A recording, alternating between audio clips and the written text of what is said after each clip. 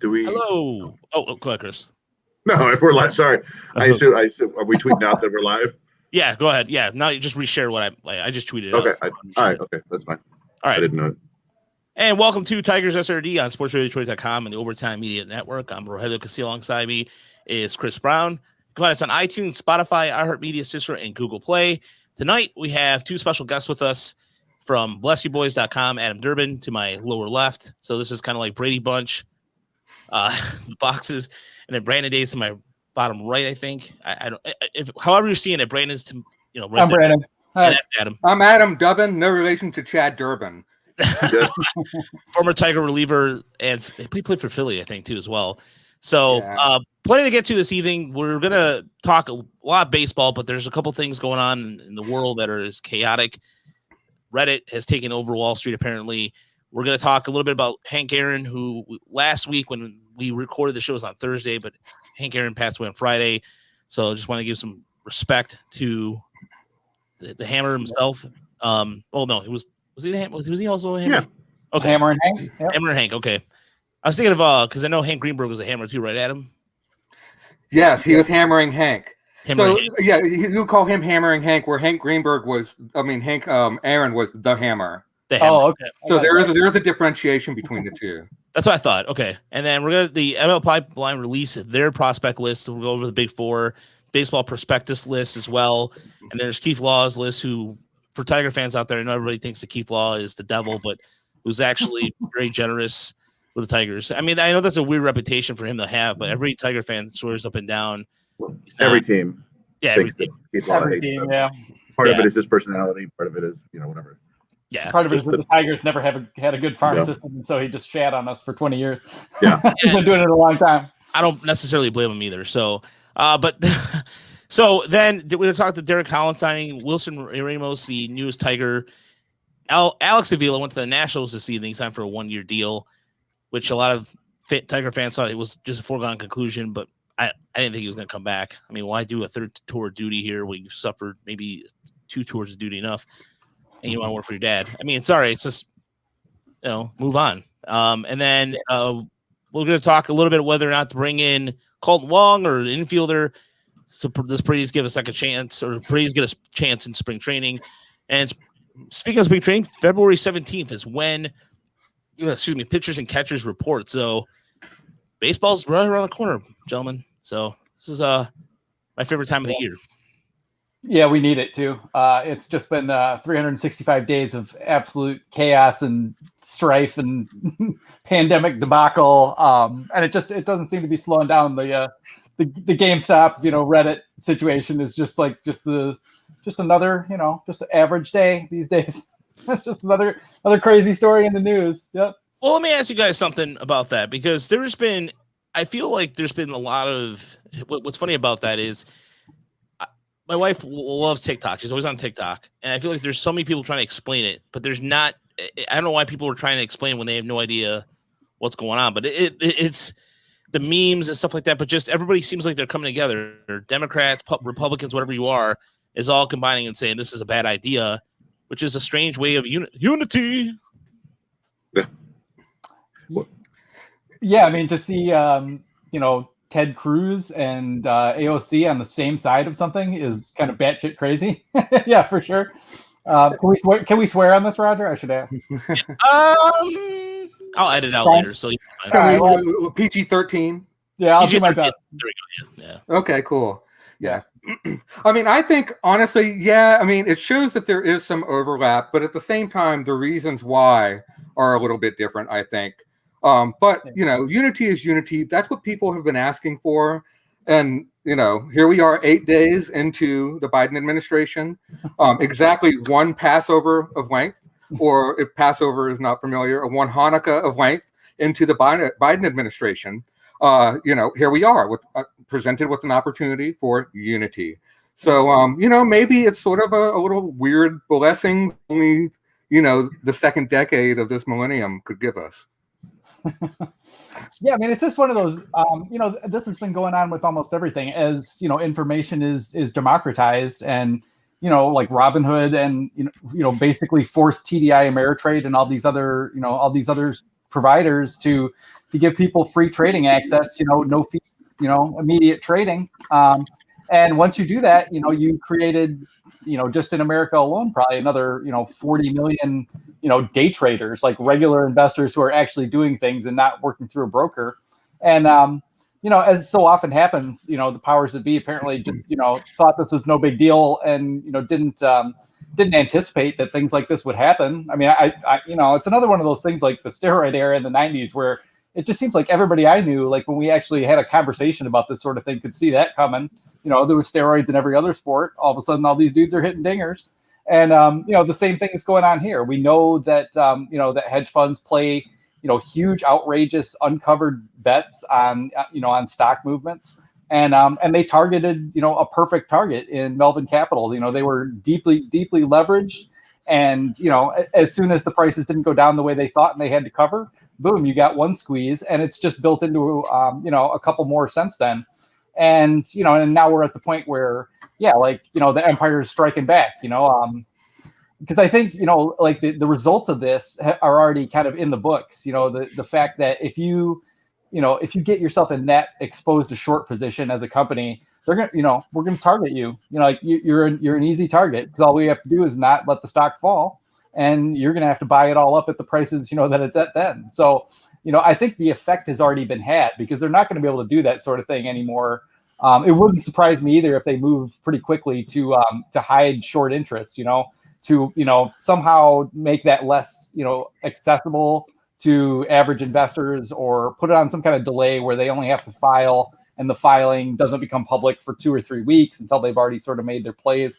They're scrambling in the background and they've got all the money. So the whole thing has been awesome. I mean, it's a beautiful thing to see, the rich and the powerful having to scramble like mad and lose billions of dollars. And then, the funny thing about it is that, this is, Steve Cohen, the new Mets owner, happens to be involved with it. So it does end up having a baseball tie in too, because you have to think that once he started dumping money into it, if I'm a Yankees fan, I'm like, well, fuck this. Pardon me, I'm going to swear again. I'm buying a whole bunch of GameStop. I'm going to take this guy down as much as possible. And, and maybe he doesn't sign a certain free agent next year. Everybody's already doing this. Now I've got reasons on, both the baseball side and the maybe I can make a quick buck side. So the whole thing's been an absolutely fascinating, wild story to watch. And and this is exactly what's happening is that, the powerful, which doesn't really necessarily even come into play left, right so much sometimes is just it's the money. You mess with the money, you got problems. The Republican Party mess with the money and people want to get mad at me out there. Go ahead and yell at me. They mess with the money when things, got way too scary. That was when everybody's like, oh, nope, we're not donating to these, these candidates anymore. We're pulling the money. And, there it is. The money rules the world. We don't actually even have socialists in this country. Like the socialists that we have are like, like friendly capitalists, basically. I like to bookmark times like this for when people cry about deregulation and how we've got too many, I mean, the reason why regulations are usually there, sure, there are probably some frivolous ones on the books. I'm not against reviewing those, but for the most part, regulations were put there for a reason. And it was because somebody had already gone through the process of messing up and screwing something up. And so law had to be passed. And so that, so you look at this and you see both sides coming together and saying, well, we want regulation on this. Well, I mean, so I'm going, I'm marking this down in my book. All right. So remember, this is, you wanted this before. What's up? That's how I kind of look at it from a political perspective. Well, and there's two different types of regulation. Like, like from the left perspective, they, they're looking at Robinhood and all these sites, colluding basically with the hedge funds to shut people's access down. And they don't want that. And, I'm sure Republican senators and congressmen are getting screamed at by their constituents who, have caught themselves in the same trap here and, and don't like it because it's obviously an unfair advantage, being kind of foisted against them. So, but then there's also, the other side of it, which is that, we don't really regulate the way hedge funds do business and a lot of companies do business. And they do this sort of thing to regular investors all the time. And this was just a time when a hive mind of, like-minded Redditors got together and basically created a diffused hedge fund of their own, and countered them, and they don't like it. But, you know, they made the rules and everybody just played by it. And so what's happening now? They want to change the rules again, you know, to protect the monopoly. So those goalposts, you know, they're very movable. Yeah. So, Chris, you want to end this before we go to 12 talks? I'm sure people are like, "What the hell is going on? I want baseball talk." And I don't know if I'm going to end this so much as talk about it for a long time. But no, I guess I'm just kind of struck by, for whatever reason, this whole situation like hit me in a more macro way. I started thinking about just where we are as a society now and how we're kind of stuck in this like constant, ever rapidly advancing turn of trolling and cynicism. And I don't know, to understand, I have to go way back actually. So the first I ever heard about short sales or short options, whatever, was shortly after 9/11. I don't know if you remember this, but there was supposedly a bunch of short sale, people shorted United Airlines and American Airlines like the week before 9/11. Yeah. So people, you know, after that, there were conspiracies everywhere. And I was severely online at the point. I was, you know, I'm 40 now. I was like 21 then. I was in college, and, you know, conspiracies were good fun. The internet was different years ago. I was there, man. I was right there with. So, and, you know, the 9/11 Commission looked into that and said, you know what, this is actually it was normal. Somebody bought, like one person bought 95% of these, and they also bought, like they bought the shorts and they bought stock in the company too. It was just one of those things, picked up on one little fact and turned it into a conspiracy. There wasn't anything there. And then, of course, the 2008, you know, the housing market blew up. That movie, the book, The Big Short by Michael Lewis, the guy who wrote Moneyball, and then the movie in 2015, which is great. I hope you guys have seen it. I don't know if you have or not. Yeah, it's really good. Yep. And actually, Michael Burry was all up in this story with GameStop as well. The same guy who Christian Bale played. Yep. I think he's been shorting Tesla and stuff like that. But I mean, that was really just, so that was my understanding of shorting it. And so I think like most people, I kind of interact with the stock market or Wall Street as very basic, like buy low, sell high. I understand that part. All this other stuff where different things become product, you know, the derivatives, packaging and the bundled mortgages and all this stuff. I never quite understood all that, and you know, that movie helped me understand a little bit. So that's where I was coming through. I kind of look at this as a clash of two belligerents, and one of them is the short sale people, the hedge fund guys who are, you know, they kind of live on. It's kind of gross. They live on like people failing, but I understand there's a place for it. You know, if you can bet that something's going to go up, you should be able to bet that it's going to go down. I understand it's fine. It's just like you were saying, Brandon. The predators in the ecosystem picking off the companies. I mean, that's what it is. Yep. Which takes me to the other side of this, which is I've always kind of referred to these people as the nerds who run the internet, and for a lack of a better term, it's like 4chan and now Reddit and stuff like that. And I first learned about them, and this is going to suck in Adam. I hope this doesn't you. I think I first learned about them when they hijacked a Mountain Dew campaign. I don't know if you remember this. There was a Mountain Dew was going to have people rename or like name a new flavor. They had a poll, and 4chan completely hijacked it to make it like they nicknamed it Russian Grandma. And I think the name one was Hitler did nothing wrong. I do remember that. That's the phrase. I do remember this.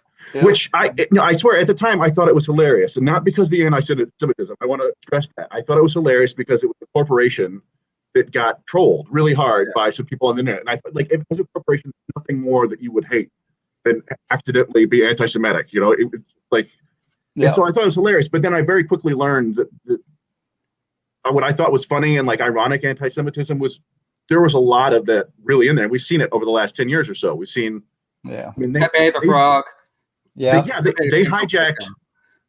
I thought it was funny. But they were just dicks. They hijacked, like they broke into like an epilepsy like message boards and would put flashing images on the screen just to mess with people. And the whole concept of and spotting and all this stuff, all these just trolls online. Yeah. So that's my understanding of the other side of this. And not necessarily, I'm not putting the what's happened on Reddit in the same bucket as the worst part of 4chan. It's kind of my understanding of that part of the internet, I guess, is where people come together and do these things. They agree to do these things, and not necessarily always for good or bad. Right. You have a good point about the troll culture. I mean, troll culture is mob culture, right? These are the same people who are, tarring and feathering people a couple hundred years ago. These are the same people who are lynching people, up to 100 years ago. I mean, these are those people. Yeah, and again, like, it's this like weird like grief culture, like you're saying, the trolls, and that part of the internet just seemed to explode over the past decade. And what you find, or at least what I find, is not really any sincerity anymore in anyone. You can't be sincere anymore, because if you're sincere about stuff, that's just an invitation to get told. Yeah. And then everybody's a cynical asshole now. And then I started thinking, like, you know what? I don't blame anybody for that, because at least in my adult life, so the last 20 years, this is what I've seen happen. I've seen our own government lie us into a giant war in Iraq. Long trillions of dollars, many people dead. Nobody involved in that has been punished whatsoever. The only people that suffered are the Iraqi people, the soldiers, their families, taxpayers to cover it. And then 2008, we talked about it.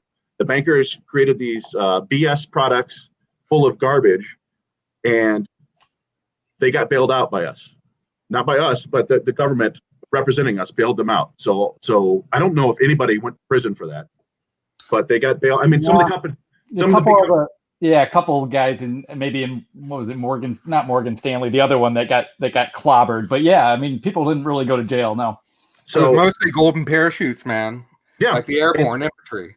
And again, so what you have there is millions of people losing their jobs, millions of people losing their pensions, their houses, all that stuff, preying on people trying to get houses. And again, nobody got punished. And then you fast forward, we've got I don't know what the 2016 election you could talk about. The foreign country comes and uses our social media programs, which I guess everybody, to interfere, to capitalize on our own divisions, interfere with our election, mess everything up. Did anybody get in trouble for that? Not the social media companies. A bunch of people have been kicked off social media lately, but nothing happened at Facebook or Twitter or any of those sites. Coronavirus. We saw a bunch of senators. They knew about this was going to affect the economy beforehand. They dumped all sorts of stock. Anything happened to them? No.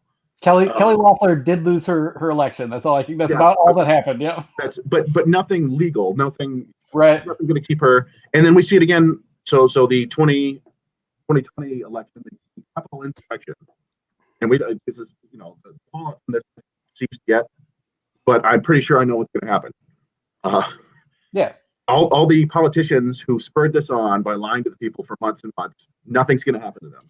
They're Donald Trump will get injured, Josh Hawley, Cruz, people will talk shit to them on Twitter, but that's the people who are going to get punished by this are the morons who, the QAnons, the gun nuts, the people who went there and attacked the Capitol, and they should.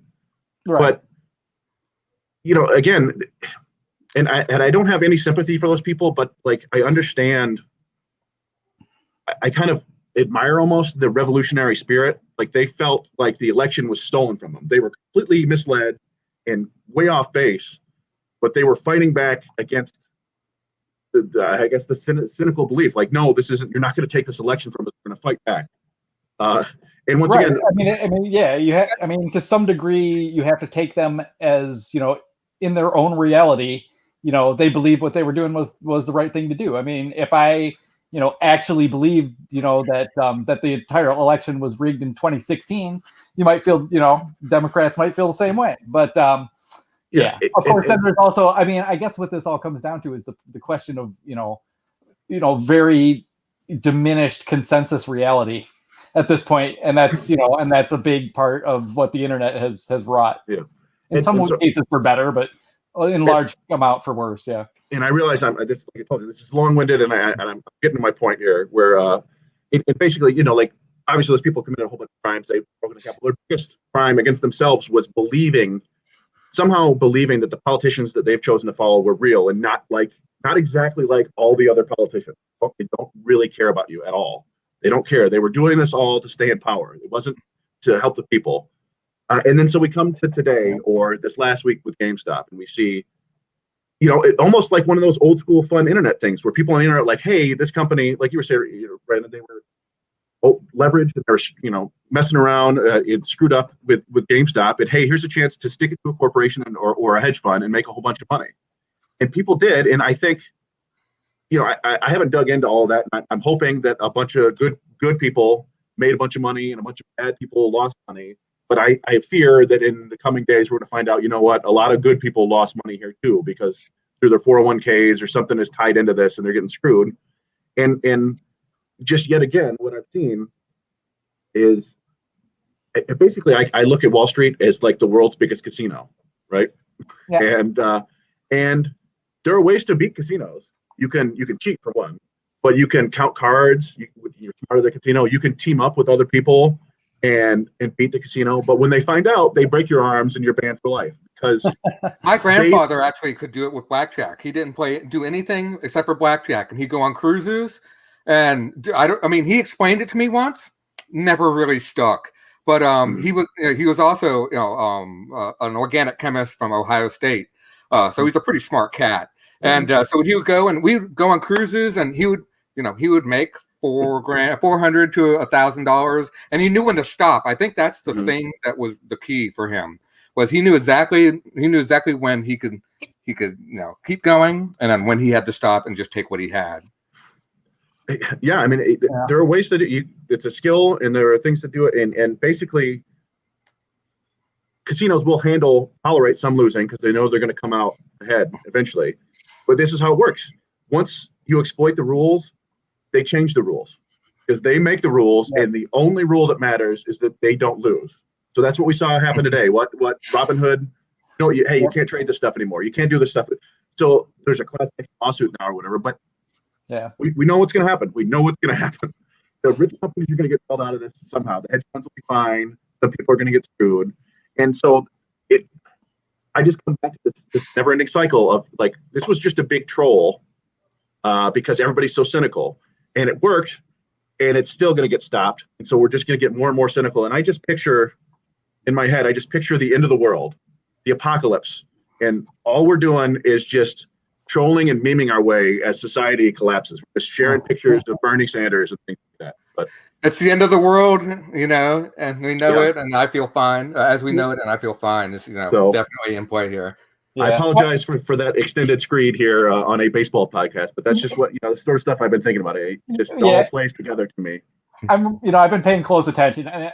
What I think probably the result is that hopefully the initial Redditors who actually had this plan and put it together and got enough people who had the discipline to hold, once they'd gone up, once all of a sudden you turn 20 grand into 120 grand, the response for most of us is to like, well, I'm going to sell whatever 3/4 of that, and we'll let the rest, ride and see what happens. But they all stuck it out. The people who have piled in, Tuesday, Wednesday, and, a little bit this morning before they shut things down, like those are the people who are going to end up realizing that nice number that says 150,000, next to your name doesn't actually exist until you can sell for that price, and they'll never get that price. They're not going to get it.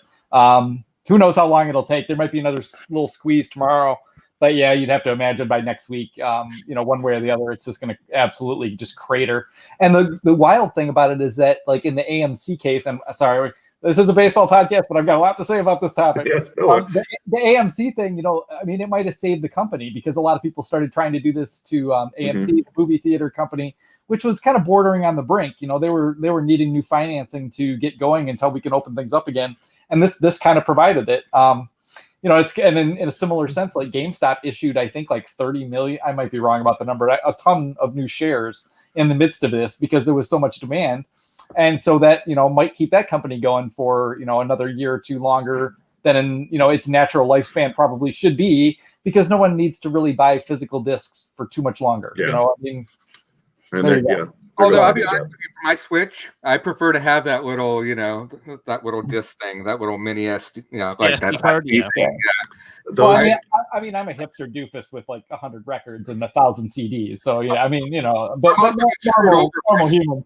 But the cloud services have screwed me over more than once, so that's another thing as well. Like, where's your trust? Right. Yeah, we could get the whole.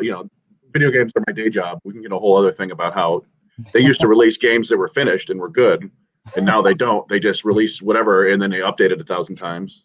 Yeah, it's like their beta test just to sell it and then get yelled at. Yeah. But anyway, yeah, okay.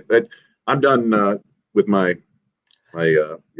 On with the baseball. Well, what's funny though is like I was watching the viewers and it was going like we were talking baseball, and then all the Wall Street stuff, and it just went phew. So I didn't know we actually had viewers, but yeah, we had up to 55 at one point. So it's okay. Right. It's okay. It's just, Stick to sports, man. Stick to sports. Stick to sports, man, dude. I honestly get people want to escape from what they're seeing on Reddit and on Twitter and social media, but yeah, it is a topic that I was working on half-besting, by pun joke, but there's in terms of Hank Aaron, last week he passed away. Like I said, Chris and I recorded like a little sound thing as a tribute, but it sucks. I mean, it just seems like Larry King passed away last week. It just seems like all these icons we grew up with are gone. But Hank Aaron, one of the most gorgeous swings you've seen. It was just a good guy. Just his appearances on Letterman were something that it always threw me off. When you're like, Hank Aaron's on Letterman, but they have it was also on Conan O'Brien too. But just such an ambassador of the game. And then within a year of when Al Kaline passed away, so it's just I don't know. I just feel my age when the more I see this, the more I'm just like, oh man. Yeah, for sure. So this last year is going to be a marker type year for sure. The way 9/11 was. I mean, it's not just the pandemic and everything that's happened, but yeah, I mean, you had Bob Gibson died, as well. I mean, there was a whole bunch of baseball players, a whole bunch of famous, actors and actresses. Cecily Tyson, I think, just died today. Cloris Leachman died yesterday, I think. Yeah. God bless you, Betty White. Hang in there. A little fun fact about Hank Aaron is Urban Meyer, former coach of the Gators and Ohio State, played in the Atlanta Braves minor league system at rookie ball for a couple years. I did not know that. And he wrote a short eulogy on Twitter, noting that that Hank Aaron was a great guy and he enjoyed working with him in the organization, and that he regrets that his only copy of his signature was on his release letter. That's fine. So that's on Urban Meyer's Twitter account. If you don't believe me. Oh, we're done. Yeah, there's a lot of good tributes. Tom House, who retrieved the ball, when he broke Babe Ruth's record. Tom House, very famous pitching coach, maybe the father of modern pitching coaching. He had a couple nice tributes about it too, and just kind of talking about what that experience is like. Like watching him deal with like the death threats and just like the absolute just monstrous hatred coming his way, and then the other half that was like really trying to be supportive of him. I mean, it just seemed like a really intense and incredible thing to be a part of. We're talking about like these kind of crowd actions of various sorts, and I had kind of come to the point where I just didn't think you were ever going to see something that was so like where one story is like the thing in the whole country or the world as much anymore. And this last year we've just had we've had a bazillion of them. So there it goes. It's not as decentralized as I might have imagined 2 or 3 or 4 years ago it was going to be. Yeah, no, I there's something about Henry Aaron that I just always felt like he was underrated somehow. He absolutely is. Yeah, absolutely. He never got as much love as Mantle or Willie Mays, and Babe Ruth is this great cultural icon, and Hank Aaron was just the most consistent, outstanding baseball player ever. I think people always talk. I think if you took away all his home runs, he'd still have 3,000 hits. Yeah, that all-time RBI leader. Yeah, I think he still had the most extra base hits too. Yeah, something crazy like that. And we had Jensen Markey on like a year ago, and he mentioned he was talking about Darrell Evans, 40 home runs many years apart, and he mentioned Hank Aaron did it. Hank Aaron hit 44 home runs when he was 23, and then did it again when he was 39. Yeah, I mean, he did it a couple times in between then, but it's just and he stole crazy. Like 15, 20 bases in plenty of seasons. Like for like a decade, he was a consistent stolen base threat too. Yeah, 240 career stolen bases, 755 home runs, a career 305 hitter. Just a remarkable baseball player. And Brandon, you touched on the atmosphere in which he was doing that, where he was getting death threats when he began his career. I mean, he began in the Negro League, I believe, very early on. Yeah.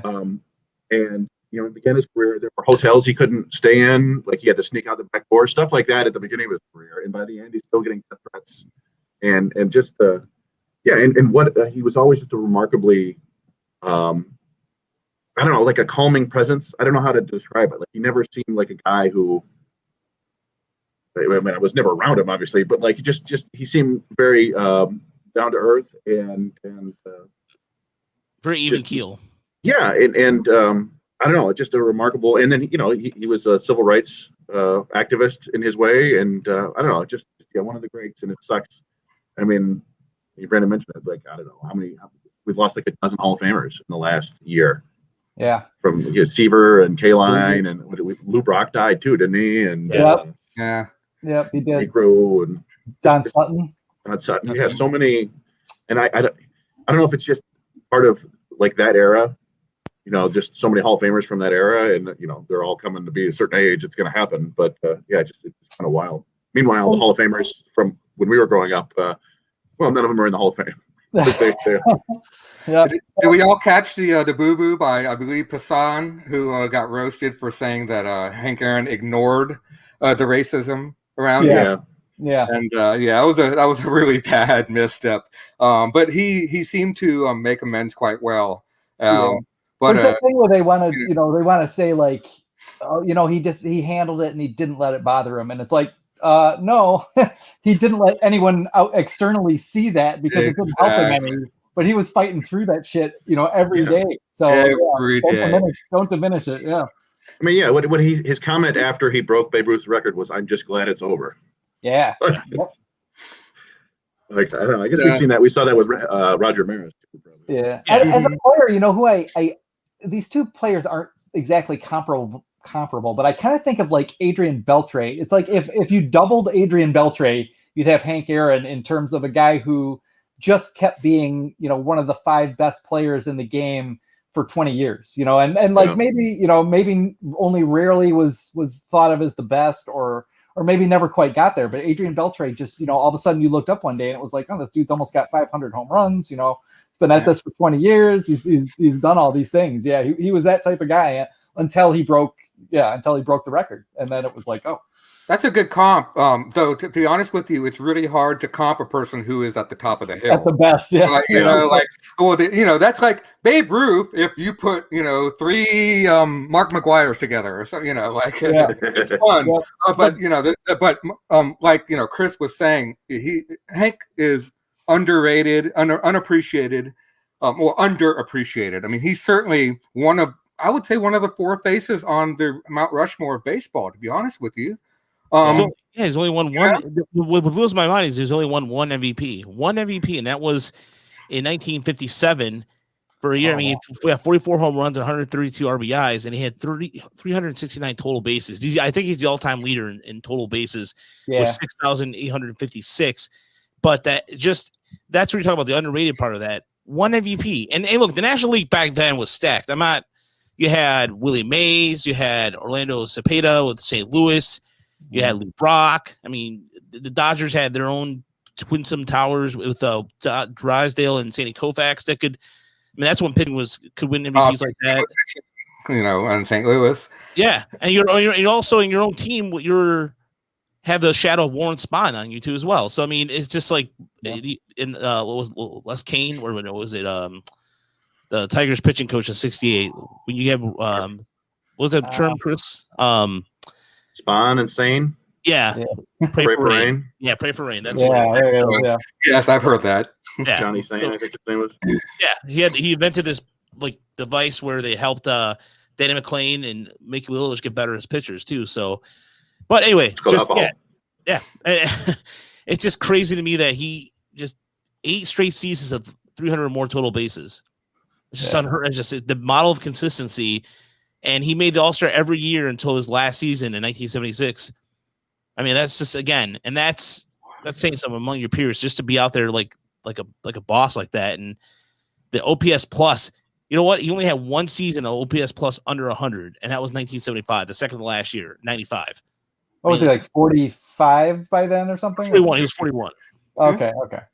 So yeah, he went back to Milwaukee for his final 2 seasons in 75 and 76. So, but yeah, it's crazy to think that. But moving on to the Tigers, and the top 100 list is MLB Pipeline released that tonight. Chris, is that what they did a whole TV special? They didn't do the TV special tonight. They were just I thought they were doing that. The TV special's in like 2 weeks for some reason, but they just released the list tonight. You know, they had 10 at a time, and then they did a final 10 one by one.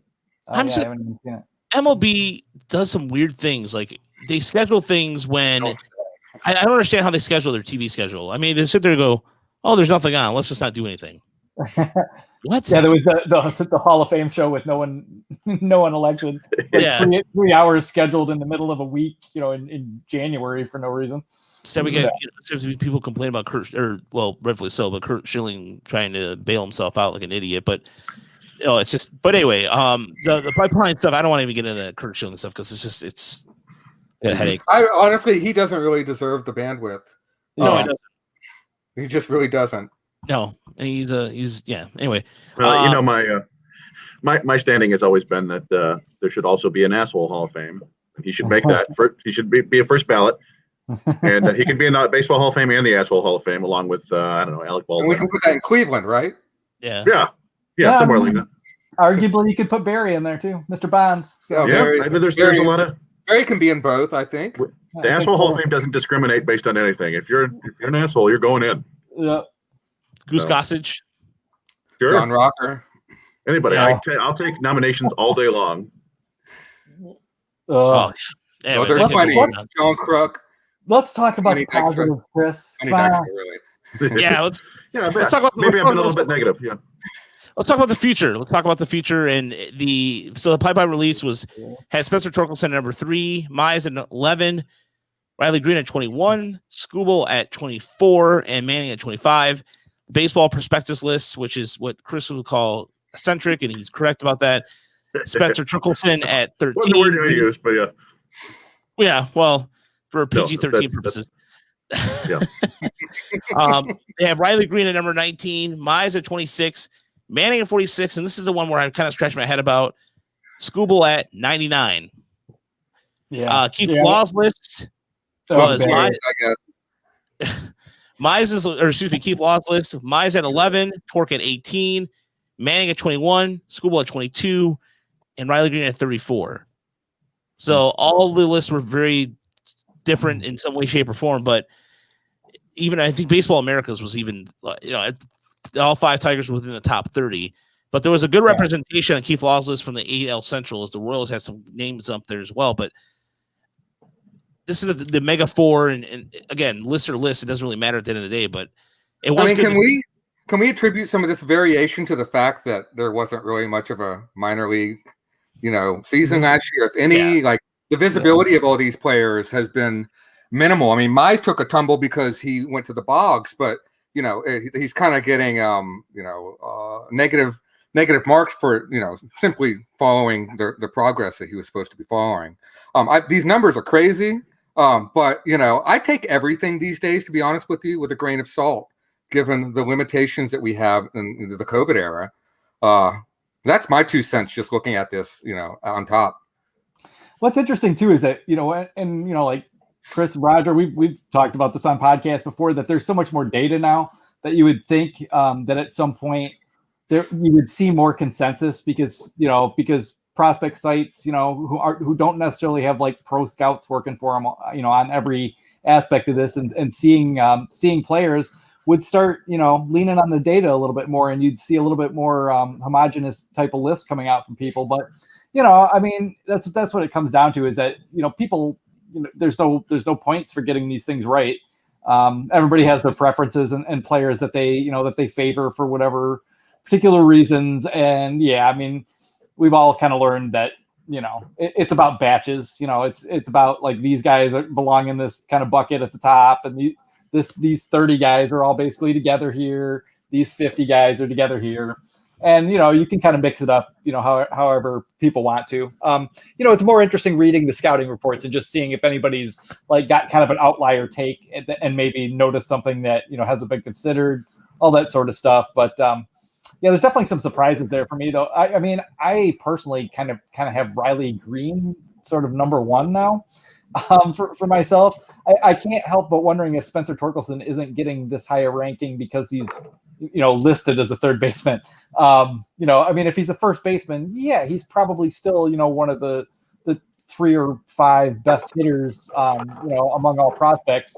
But the positional value would change things about where you would actually kind of rank him. So, I mean, that part of it is kind of interesting to me too. It's interesting to me that that who was it that had Scooble at 99? Was it baseball prospectus? Yeah. I mean, I don't know if they thought to take a look at his his actual metrics this year, because it kind of proved out why the fastball is just absolutely such a monster. The changeup is at least average, probably a little better already. He doesn't have a particularly good breaking ball, and that's something they're going to have to work on. But I thought, at least for him this season did prove that, that the fastball is going to play. He obviously needs more to be a really good starter, but there aren't too many guys with a better fastball. There just aren't very many guys among starting candidates that you can say have a better one. Maybe Nate Pearson right now. I'm not sure there's anyone else I'd put above his. Yeah, I think that Baseball Prospectus just did it to be perhaps different. I don't really know. I mean, Chris, but what were you going to say? Maybe. Well, I think to a certain extent, there is a little bit of a homogenization in these. I didn't say that word properly, but whatever. In these lists, because a lot of it, most of it is basically just from talking to industry people. I don't think Pipeline, there are varying degrees of their own personal opinion. You'll see that. I think you'll see that most in prospectus. That's why you see something strange like Scooble's 99, and they did that for a reason. Yeah, we'll keep him on the list, but we'll put him here to let you know that we don't think whatever he does is going to work. Whereas people in the industry think, yeah, you look pretty good. They have their own opinions. That's fine. I mean, these lists are just for discussion. Keith Law usually puts in a fair amount of his own opinion. Pipeline is I don't know if those guys have their opinions at all. I think they basically just base it on what they're told by industry sources. And Baseball America has a little bit of that. So in the 3 ones where you get a lot of industry consensus, they have 5 top 35 prospects. In the one where they base it a lot on their own opinions, they have 3 top 35 prospects and 2 guys, one in the 40s, one in the 90s. So I don't know. I think it's all fine. And 10 years from now, we'll look back and go, you guys blew it. The number 81 prospect is clearly the best player in this. It's just, they're fun to talk about and fun to argue about. But y'all remember Rico Brogna? Yeah. Former first baseman. Yeah. When I first got into prospects in 2004, 2005, I want to say every single one of the top 10 prospects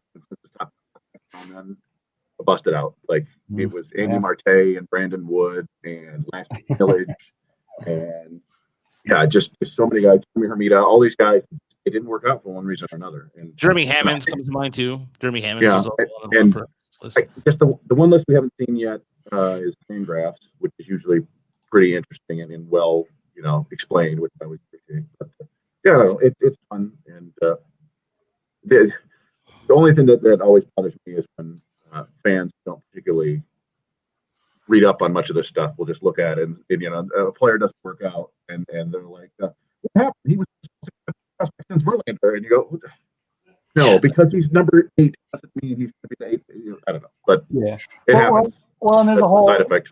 There's a whole subcategory of people who want to be, who want to start writing about prospects or are trying to make a name for their site. And so, these lists come out, and then their thing is to, attack these things individually and try to garner some notoriety of their own, which is perfectly, fair game.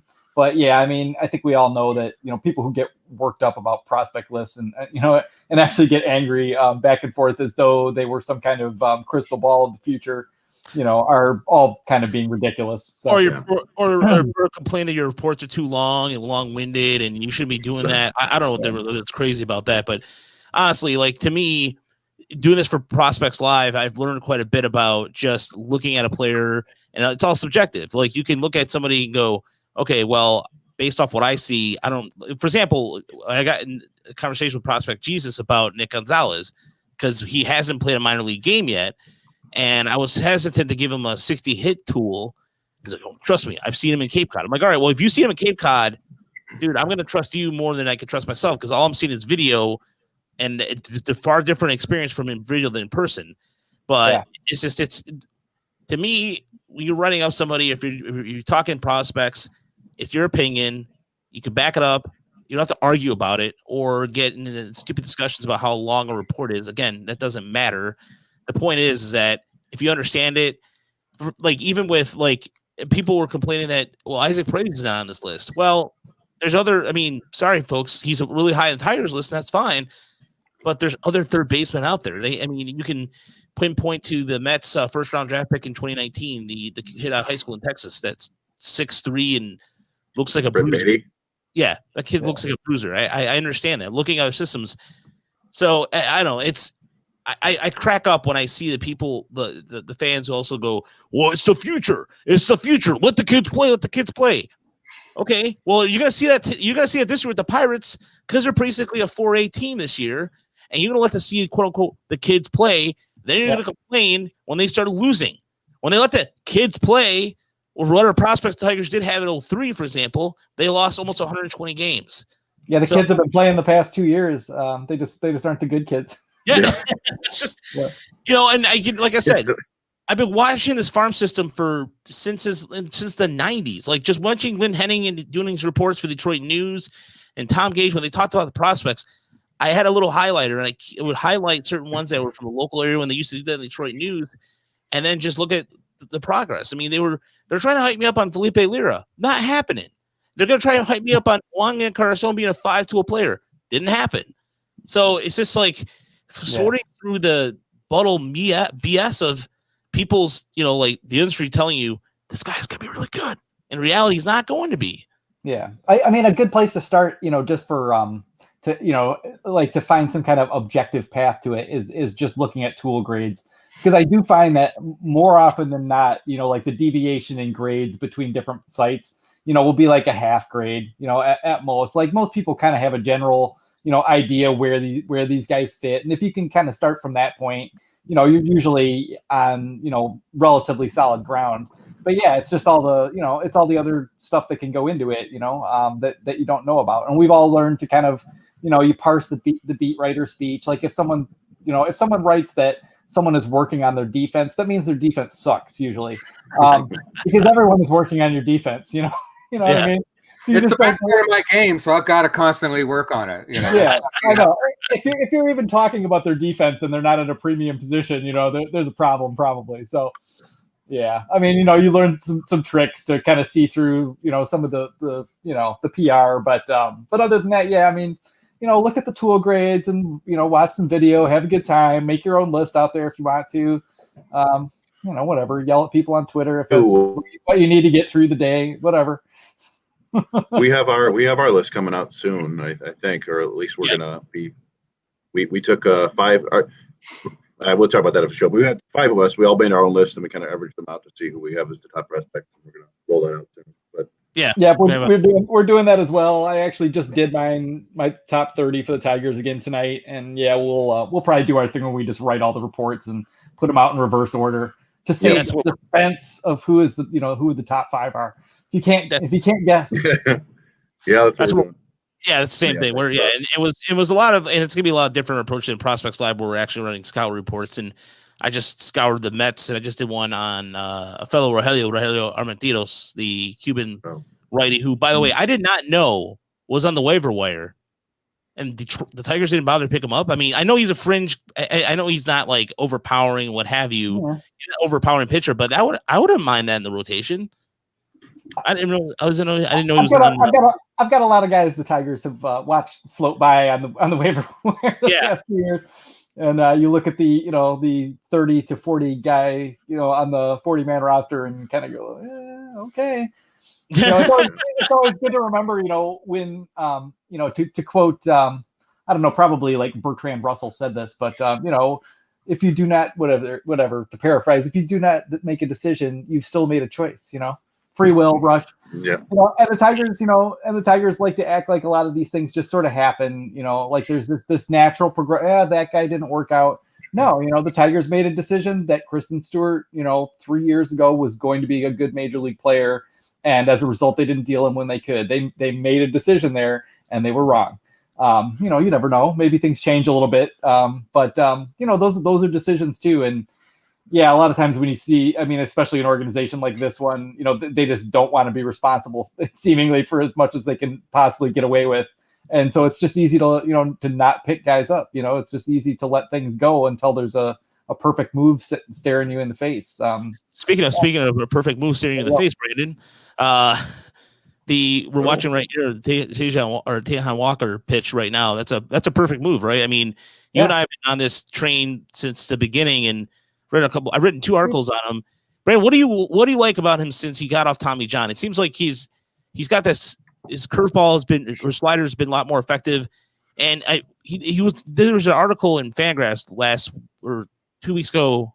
Yeah, it was 2 weeks ago, and explains what he did going up to Driveline and just getting analytical. And I think he's a perfect fit for Detroit, personally. Yeah, I do too. He's the guy who you could actually sign on a multi-year deal and have him actually be here when the team is good again. There really weren't many guys like that available in free agency that the Tigers, would be willing to target. We weren't going to go get Real Muto. We weren't going to get Springer probably. So, yeah, to me, he's the perfect fit. And yeah, I do think he's done some optimization in terms of his pitch usage, like learning to pitch, with the 4-seamer more above the zone, use more breaking balls. And he's got a fairly nasty splitter when he's got good feel for it. And with all the seam shifted wake stuff that's going on, and the interest in that, and the fact that Chris Fetter is someone that we all kind of look at as probably among the cutting edge among pitching coaches in terms of using the new data to kind of work on that paradigm and some other things. It all kind of makes sense. Like, he seems like a guy who, Walker seems like a guy who's, pretty smart, pretty dedicated, has come back for some injuries and learned from when he was younger, and maybe got some bad advice, with Seattle, maybe just didn't put in the work, or, just some kind of combination of that. But he really seems to have changed some things around and is pitching much better. And I would definitely like to pick him up and put him in the rotation.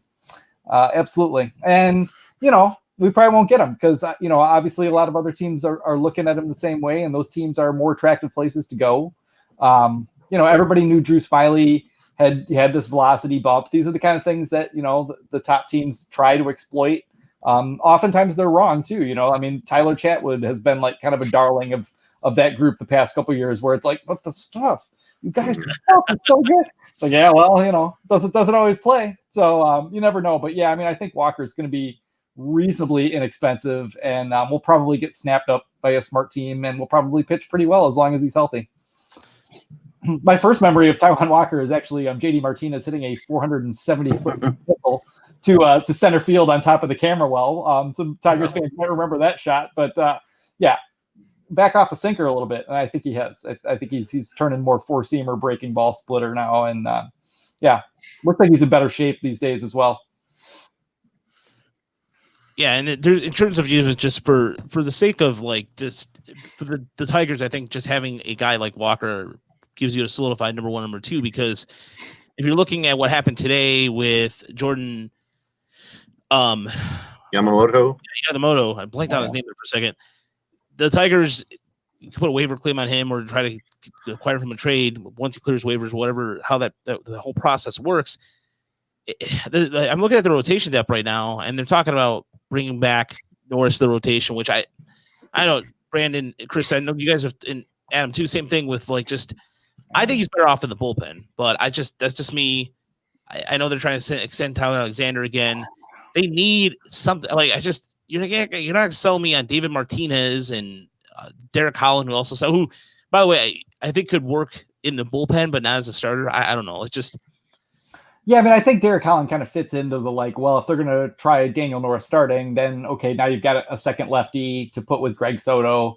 Derek Holland is a former starter. He's obviously used to handling pitchers at both sides, which is more important now because you have the 3-batter minimum rule, blah, blah, blah.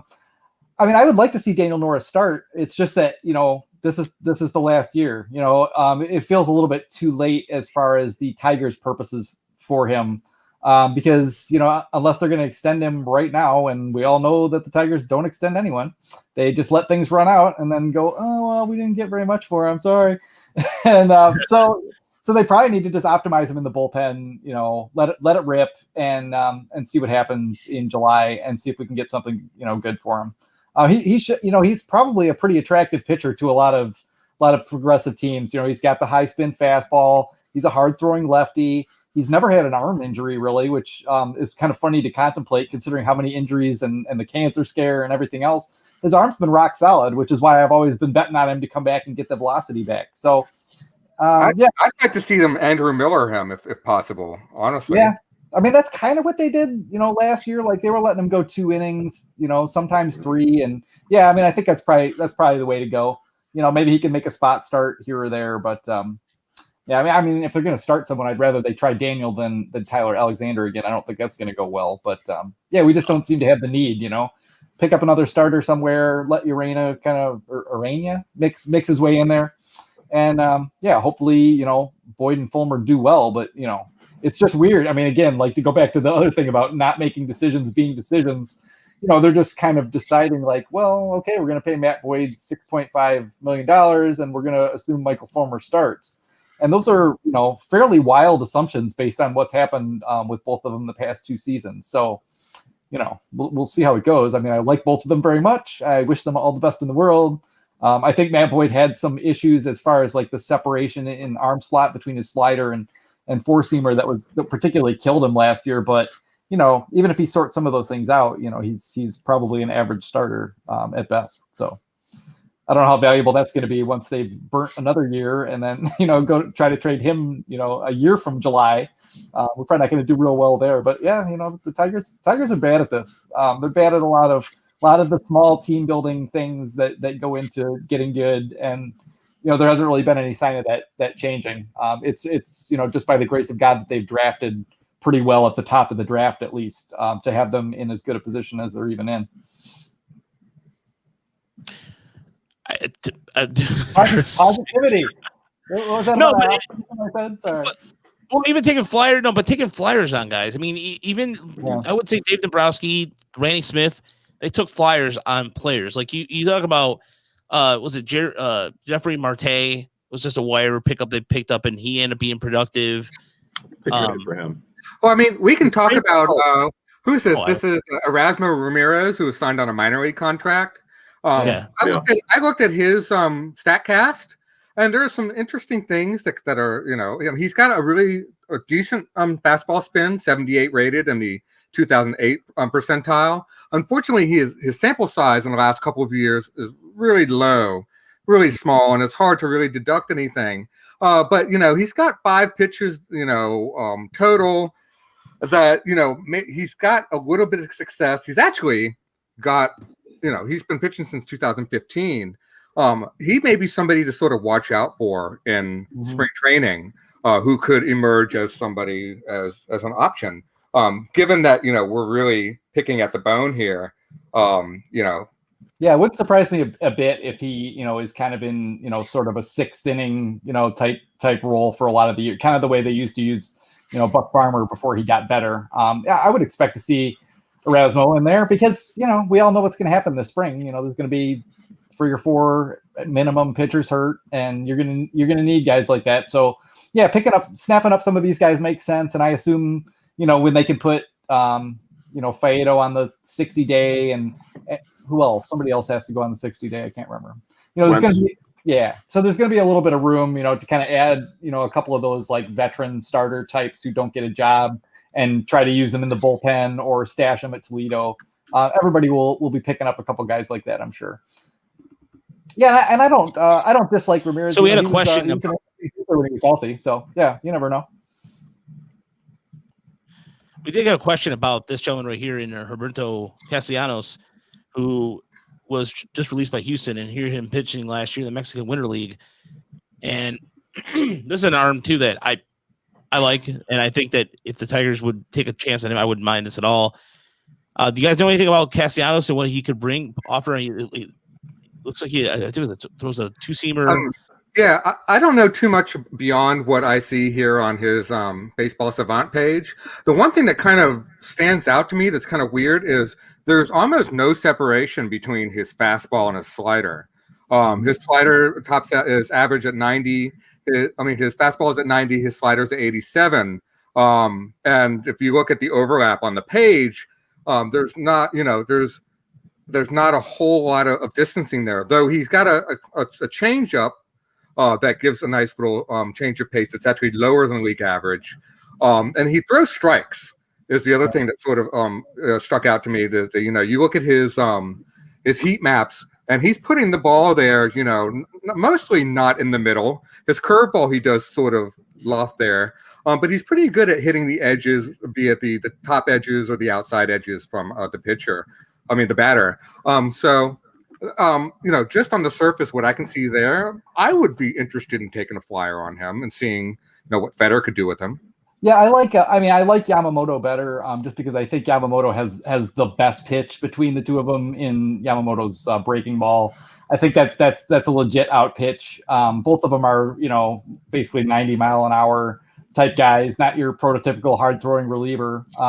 Both of them command the ball pretty well, I think, most of the time. I don't mind picking up both of them. Like, I'm thinking about who is going to be in the bullpen at Toledo this year.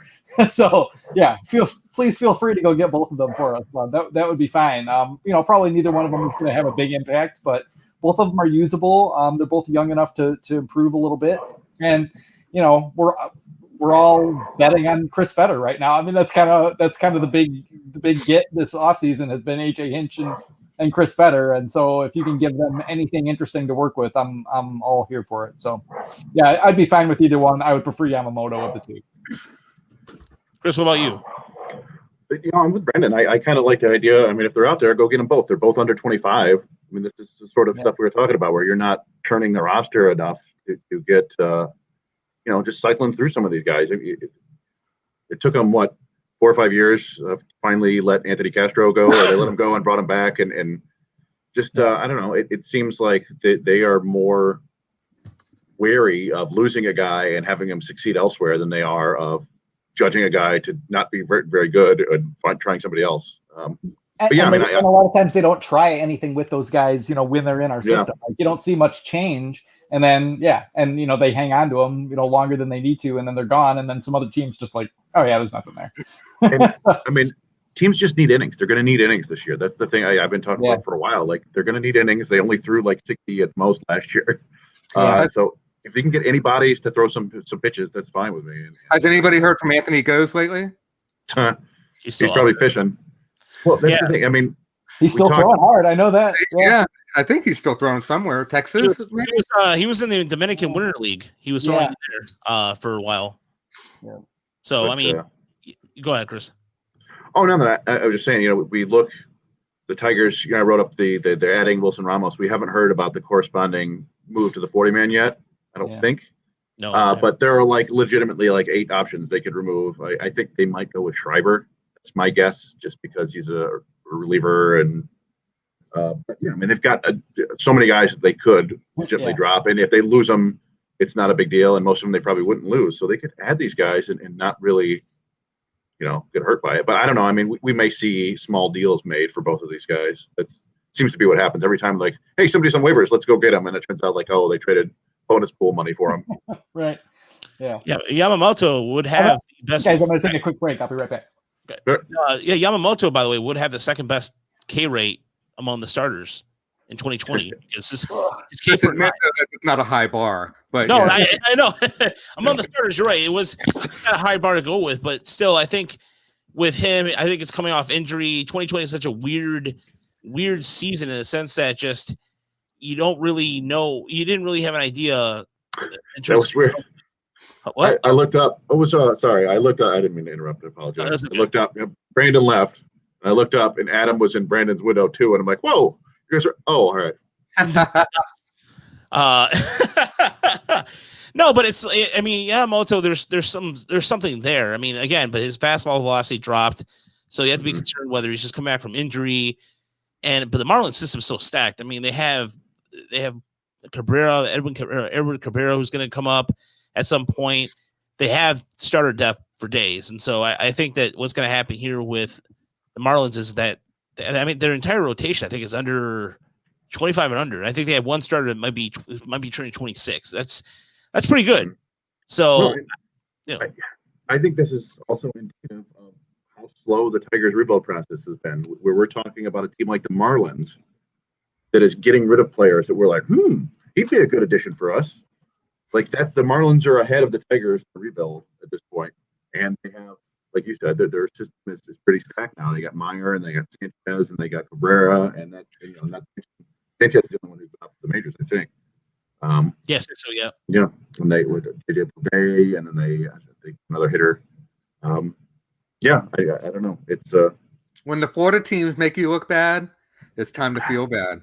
That's a hot as a Floridian, I'm down here looking at it from, upwards at you. It's difficult, but I personally, I have a lot of faith, I think, in at least AJ Hinch. I think that he, there's something about him that, I don't know. I think maybe this guy kind of has his head on his shoulders and not up his rectum. And, maybe we can just kind of give him a year or two and, just see where this all shakes out. I'm willing to do that with him much more than, say, Brad Osmus, right? Or Ron Gardenhire. So that is, a step in the right direction. One thing I wanted to, actually, I'll save this when we talk. We're going to talk about we'll talk about hang on. Yeah, so are we going to mention the Wilson Ramos a little bit more? Because I had Tiger Lifer, y'all, Keenan, our good friend, tweeted a really good tweet that kind of put things in perspective about his signing, right? And I feel like both of you have seen this, right? So how do I feel about Wilson Ramos? Well, the Tigers team WAR at catcher for 2020 was -0.5. 2019 -2.1, 2018 -0.7. Whereas Ramos did 0.3 last year, 2.2 the year before, and 2.5 the year prior. So the tagline here is, I'd say it's an upgrade and costs very little to do so. And that, I think that's a really good perspective for that particular move, and we're going to kind of have to adapt to that perspective for the next couple of years, because I don't know if they're, at least before the CBA, I don't really feel like the Tigers are going to go out and spend a whole lot of money and sign long contracts. And honestly, if I were running a team, I might kind of hold out too as an owner, just to see how everything pans out, because things are pretty crazy. That said, I am no team apologist at all, and I'd like to see them at least go out and sign at least one marquee player that can be a cornerstone for both this year and, maybe a year or two down the road. But, Robbie Grossman. I guess Robbie's the guy, huh? Tiger. I mean, he walks. He makes, there are things he does well that the Tigers. He doesn't strike out. Yeah, he doesn't strike out. He makes contact. He walks. But not a lot of power. His best year wasn't even really that great, but he can play passable defense. He's not Kristen Stewart. So, I don't hate the Robbie Grossman signing, but, can we please get at least a tier or two higher, Yeah, because I know Patrick O'Kennedy, who works for you guys, always talks about the Tigers have payroll and they deducted it, and they've slashed payroll quite a bit. But the uncertainty of what's going on with COVID and tickets, I get that to a point. But at the same time, I think signing a player who can, especially for me, if you're going to sign DJ Crone to go at first base or whomever, they need a first baseman badly, and they haven't talked about it, which means to me, at least I can speculate that they're going to sign somebody. But the rotation, I think that if the Tigers could get a pitcher who can give them at least a 1-2 WAR starter, it makes them competitive in a division. Okay. Here's my Tiger. Come here. Like most Tigers, wants to get away as possible. Just make them competitive. I mean, the Royals have spent quite a bit of money, or not quite a bit, but they've spent some money this offseason to make themselves a part of it. And I mean, to me, if the Royals are spending money, then not you guys switch spots now. If the Royals are spending money, then we have a problem. So, and that's where it's kind of like, that's I don't know. If the Royals are staying competitive, at least the White Sox are doing the same. I mean, like the White Sox talk about they spend money, but they would have saying, and I saw James Fox, a friend of the show, say that they would have spent the same money on Alex Colon. So on Hendricks. So there you go. Yeah. But the White Sox also have a farm system of talent, but I don't know. I think their starting pitcher might be. I still think the White Sox should need another starter, but that's just me. But is Tony La Russa still going to actually coach that team, or what? Oh, absolutely. Like, what the Yeah. Well earned on that one. Yeah, I mean, they're all about it. Uncle Jerry's got his guy. Yeah.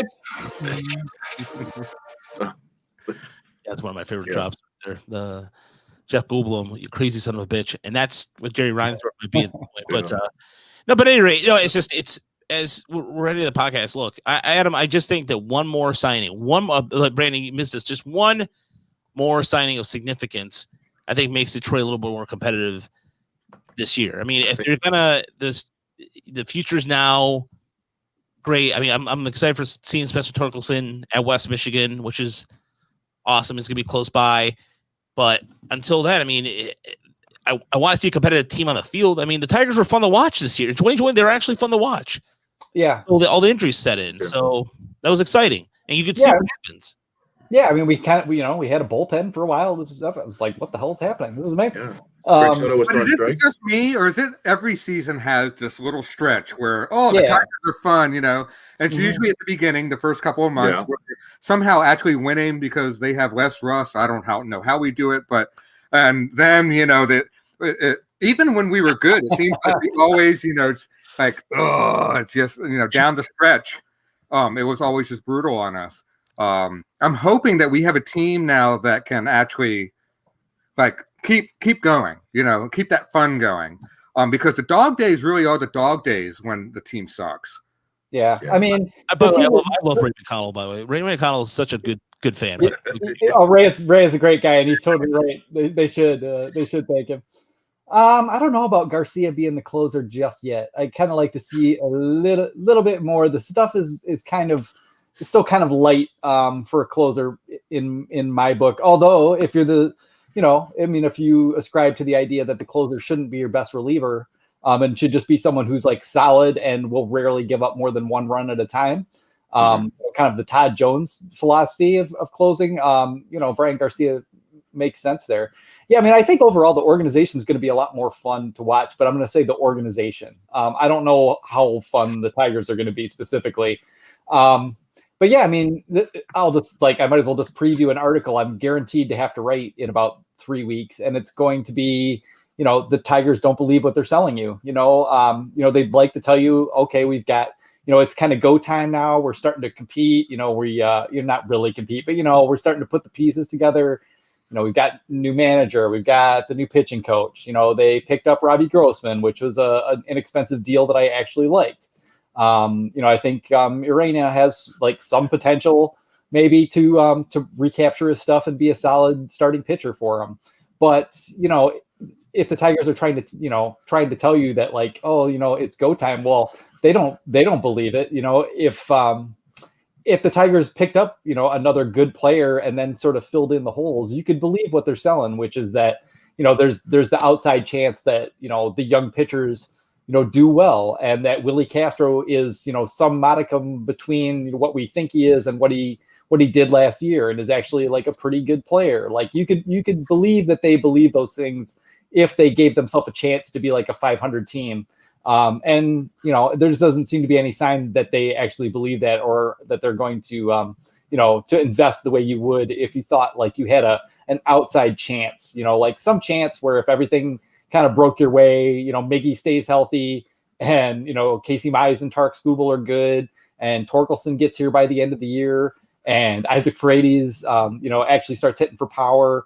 If those things all happened and they picked up another good player and filled in the gaps, first base or whatever else, that you could go, out to the stadium in July and think like, they might be kind of fun down the stretch. They're not, they might like be sniffing at one of these, expanded roster or expanded playoffs wildcard spots.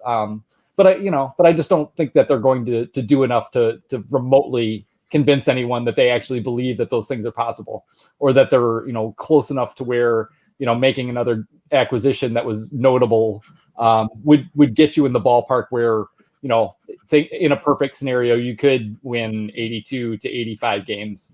That's a long climb. I like Jamer. They've got some pieces. Maybe Jacoby Jones stays healthy and is a 2 to 3 WAR player. Unlikely. Yeah, I mean it is. And Victor Reyes, maybe he's a solid average outfielder. Maybe Robbie Grossman, keeps that power stroke going. There's lots of maybes there, but the Tigers don't really believe in those maybes. They're just going to sell you tickets based on them and not put their money where their mouth is. And I think that's pretty clear already. Especially on the fact. Oh, go ahead, Adam. I'm sorry. I was just going to say, that offense is fun. And the Tigers, when we were fun in 2020, what I remember was when we were actually like scoring runs, and sure, there were like double digits on both sides of the ball. But that's still fun baseball, right? Yeah. And I think that the Wilson Ramos signing actually kind of signals that they're moving, hopefully maybe signaling toward that they're moving towards a little bit more offense, hoping to get the ball and play a little bit more and present a better brand of baseball than what we've seen. Because to be honest with you, the worst part of it for me is just seeing like the team go out and just flail at the plate constantly. And and you see like them strike out on terrible pitches, them just getting owned on sequencing, all the things you see happening in front of you is not fun to watch. So if we can get some dingers in there, get some balls and play in there a little bit more, it may be a little easier to swallow a pitching staff that's not perfectly average, but out there that they can eat innings. If we remember the glory days of Tigers pitching, or Tigers in general, we had the starting pitching, we had that terrible bullpen, but we could score a ton of runs. It was always fun, right? Yeah. And so I'd like to see a little bit more of that.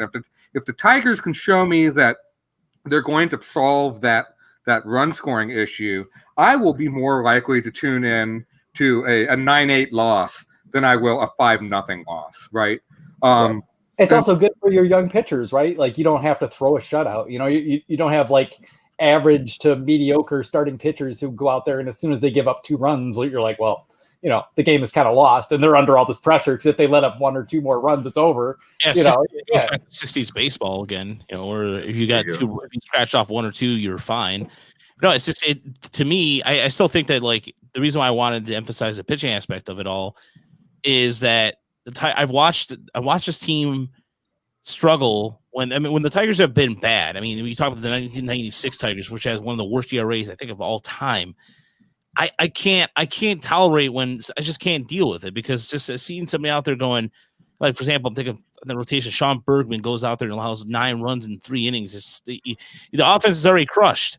But if you have a pitcher out there that gives you 7 innings, I mean, we only saw this 1 7th inning last year. I think one. I mean, I know the innings were all strange, but Spencer Turnbull went 6 innings twice, and that was it. And to me, that just Adam, I'm the opposite of you. I'd rather have a pitcher go out there, give them 7 innings, and then lose. If they lose, it's 3-2 versus 13-3, and the bullpen's taxed, because that's all. It's just like it's a series of it's a domino effect. Starters get taxed, the bullpen gets taxed, and the offense is like, the hell we're gonna do? We're gonna be down 10-1 before or whatever the case may be. I just think that the Tigers need. I'm just surprised they haven't thrown spaghetti on the wall to see what they're going to get on the starting pitching side. Like, I know Brett Anderson sounds like a dumb idea to some people, but it's something. And this idea that the Tigers shouldn't spend. So what the kids play? So you're going to let Franklin Perez go out there and get shelled because he's not ready? I mean, come on. Yeah, people, I swear, think that, if they don't spend, that Chris Ilitch puts that money under his pillow for next year, and it's just, it doesn't work that way. Like, feel free to spend, I mean, obviously it's not a great time to get into, a long-term deal, especially with a pitcher of any sort, for big money. I think we're all fine with that. There's no expectation among the fan base that they're going to go sign, a bunch of stars, but, we think of like, to kind of maybe bridge the gap between, both those perspectives, we think of like those, the Twins teams of, say, like, 2014 to 2018 before they really started putting it together with the new front office. Those were teams that seemed to be like 500 teams every year. They were solid in terms of pitching, but never really good, never really had anybody particularly good. And the same thing on offense. But when those things come together in games, you can win a lot of games if your sequencing, between run scoring and run prevention lines up. And like, just to get them to the point, get the Tigers to the point where, things could possibly break right for them some year, is all we're kind of asking for right now, is just to take that step to where there's some tangible progress, and you could start to see how to build the team to being a legit contender, rather than it, just being like looking out at the field like, well, we need like 7 guys there on the on the lineup side, and then we need like 4 starters, and then we need 4 relievers. Like start and put something together here, for God's sakes. It's been it's been 4 years of rebuilding, but we've been the worst team in baseball basically since 2014. This has been a long road of suckitude. It has. Just to add a little bit to that, coming from actually, I'm a defensive-minded person and a pitching person as well.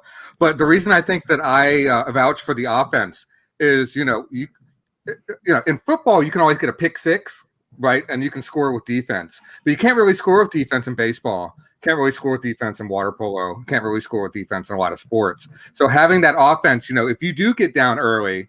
It's kind of mentioned, it helps the pitcher to know that, hey, I got these guys on the bench who can go out there and, slug it out and get me back in this.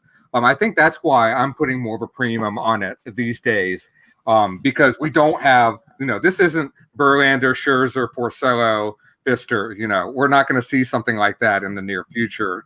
We're going to need some bats. We're going to need some days where the offense is able to bail them out. And if we're going to be a better than 500 team, that's got to be part of the equation. Ray with the comment of the night, he's absolutely right. The AL Central is going to be tough for a long time, and the White Sox are getting better. The Twins are just the Twins signed Simmons yesterday, or Simmons, right? They 1 year deal. Yeah, so they signed. They have a really good farm system, and Ray is absolutely right. And for the Tigers to be competitive, just to make themselves competitive. Again, I'm excited for the farm system, and this might sound like a Debbie Downer statement, but fine. And then people are going to say I'm a cynical asshole, whatever, fine. All that talent is great, but there's one thing about that is also strikingly alarming. It's all pitchers, it's one positional player. The day the Tigers can get 2 or 3 positional players in the top 100 would be phenomenal. That's right there is player development growing right now, because special Torkelson too. Sorry, but still, or somebody that's not in the first round. Right. That's it. Is to find those second, third, fourth, fifth round guys like once in a while who just become average players. Like we just don't do that. I don't even know if I believe Isaac Paredes is that guy. I'm not real convinced that he is. But he'd be the next best bet, along with however you want to order it, Dingler, Daniel Cabrera, etc. But one of the guys think about this year. One of those this is the year when Bryant Packard, fulfills all the promise and just breaks Parker Meadows. And everybody on Twitter who yells at me when I'm kind of like, Bryant Packard, whatever. They can all come for me then. Shout out to Trevor Huth out there if you're watching. Yeah, love you, Trevor. Yeah. He's not alone though. There's a lot of stands for Bryant Packard out there, and that's fine. It's nice to have someone that people care about outside of the top 10. I like that part of it. But yeah, I agree with emphasizing the offense mostly because that was more where the bargains were. I thought, I would have really liked to get Tommy La Stella, for what the Giants paid him or a little bit more, and have him, kind of playing second base and moving around a little bit, and basically just play against right-handers. That's what you do when you're a broke-ass team trying to put together an offense. You platoon. You get cheap guys. You try to pull off some kind of Matt Joyce with a Ryan Rayburn type combo player. That's the ideal on that paradigm. So, and we haven't really done any of that. So yeah, I'd love to have a Ryan Rayburn. Yeah, absolutely. But that's why I keep thinking about Taijuan Walker, is just because he's like the one good player that I would actually signed for a couple years right now. As far as what's left on the offensive side of the ball, it's not great. Like I'd be happy right now if we just picked up like Travis Shaw. I'd be like, well, all right, at least he can play around the infield a little bit. There's your slugging first baseman. Maybe you get Crone too. Probably it sounds like Miggy's probably going to play a day or two a week at first base again. So you could put him at first base and have Shaw, move off of it when Miggy's at first, whatever. But third when Candelario, because Candelario has that back injury, so it's always have a nice backup third baseman besides Paredes as well. If you're going to go with a veteran bat, and if to me, it just they have to. One more bat would be nice. Yeah, well, and then there's the Badu situation. Like, trade for this man, please, and let him play at AAA. Like, don't just waste this roster spot when you could get, some kind of outfielder who, maybe hits left-handers or something, and you could kind of pair him with Grossman a little bit, or whatever. Maybe that's just Daz. Maybe just to get Daz, enough ABs to kind of see what you got there, whatever it takes. But yeah, don't. I mean, I'm perfectly happy with the pickup. Like, Badu seems like a worthy guy to grab in the Rule 5 draft, but to do the thing that they did with Reyes, where you just, make him sit the bench for a whole year when he probably should, by rights be at AA, maybe not even AAA. I just don't see why they do these things sometimes. Well, it certainly doesn't inspire much confidence for the season, right? So they're basically like, we're going to waste our roster space for the future. Right. Yep. I mean, that's clearly what that statement is. So, all right, 26 roster space. Well, 25 will work. Yeah. And we're just going to put this aside. Yeah, we use 25 forever. Now we have 26. That's But there's limitations on how you can use your pitchers because of the added, so it's still a net negative, even when you look at it that way. Yeah. I still think they're going to sign one more bat. I don't know if it's a first baseman like Crone, like Brandon was saying, or a second baseman like, I don't know, Jonathan Villar is still out there. People are talking about Colton Wong. I don't see that. Colton Wong, yeah. Maybe a Brad Miller, a guy you can move around, something like that. Some random middle infielder who is just going to take $1.5 million or $9 or something like that. They're going to go. Yeah. Get Pete Alonso somehow. I would love to have Pete Alonso. Well, that comes to, I know, the other side of it, which we don't have to get too deep into, but it's just like, this team doesn't make trades. And, I know I have a broken record about this, but teams that don't make trades are scared of their own evaluations. Like, they don't trust their own evaluations versus the team that they might be trading with. And, until that changes, I'm just never going to believe in Al Avila, really. And again, another part of this season that'll be fun is, like you guys have said, we didn't see most of the minor leaguers, for a whole year.